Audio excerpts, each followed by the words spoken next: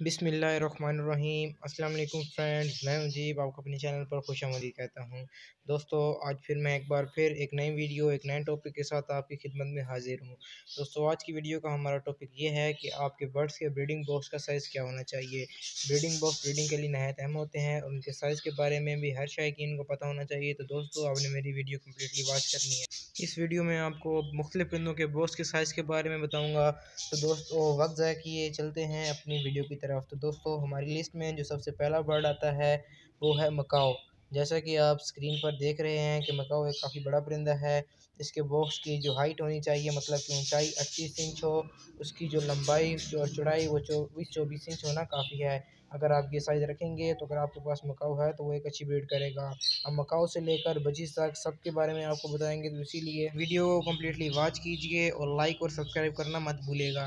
तो दोस्तों, हमारी लिस्ट के मुताबिक जो नेक्स्ट बर्ड आ रहा है वो है काकाटू। काकाटू मकाओ से थोड़ा साइज़ में कम होता है, इसीलिए इसकी ब्रीडिंग बॉक्स का साइज़ भी मकाओ से काफ़ी कम होता है। इसके ब्रीडिंग बॉक्स की जो हाइट यानी ऊंचाई होती है वो होती है 24 इंच और चौड़ाई और लंबाई यानी कि लेंथ और वेट 20-20 इंच होना काफ़ी है। अगर आप इस साइज़ का बॉक्स प्रोवाइड करेंगे तो काकाटू उसमें अच्छी ब्रीड कर सकता है। हमारी लिस्ट में जो नेक्स्ट बर्ड आ रहा है वो है ग्रे पैरेट। जैसे कि आप देख रहे हैं, ग्रे पैरेट भी आमतौर पर ब्रीडर पालते हैं। इसके बॉक्स का जो हाइट होती है वो होती है 28 इंच, जबकि इसकी लेंथ और वेट 14-14 इंच होती है। जैसे कि आप स्क्रीन पर देख रहे हैं कि हाइट यानी कि ऊंचाई 8 इंच, लेंथ और वेट 4 इंच, मतलब कि चौड़ाइयाँ 14-14 इंच होना काफ़ी है। दोस्तों, हमारी लिस्ट में जो नेक्स्ट बर्ड आ रहा है वो है सनकनोर। जैसा कि आपको मालूम हो कि सनकनोर अफ्रीकन ग्रे से काफ़ी छोटा होता है, इसीलिए इसके बॉक्स की जो हाइट है वो 14 इंच और विड्थ और लेंथ 12-12 इंच होना काफ़ी है।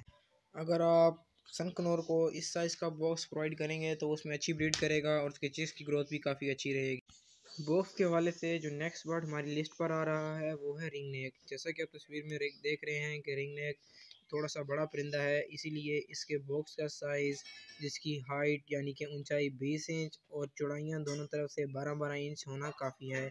इससे कम का बॉक्स आप इसे ना लगाएं, 1-2 इंच का फ़र्क पड़ जाए तो फ़र्क नहीं पड़ता, लेकिन कम से कम हाइट 20 इंच और उसकी चौड़ाइयाँ दोनों 12-12 इंच होनी चाहिए।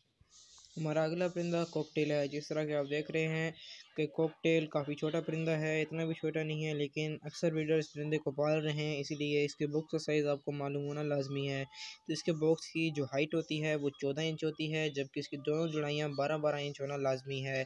अगर आप इस साइज़ का बॉक्स देंगे तो ये अच्छी ब्रीड करेगा और जब इसके चिक्स बड़े हो जाएंगे तो ईज़िली ग्रो करेंगे और उनकी डेथ रेशो काफ़ी कम हो जाएगी। हमारी लिस्ट पर जो अगला परिंदा आ रहा है वो है लव बर्ड। लव बर्ड की ख्वाह कोई भी म्यूटेशन हो, सबका बॉक्स एक जैसा लगता है क्योंकि इन सबका साइज़ तकरीबन बराबर होता है।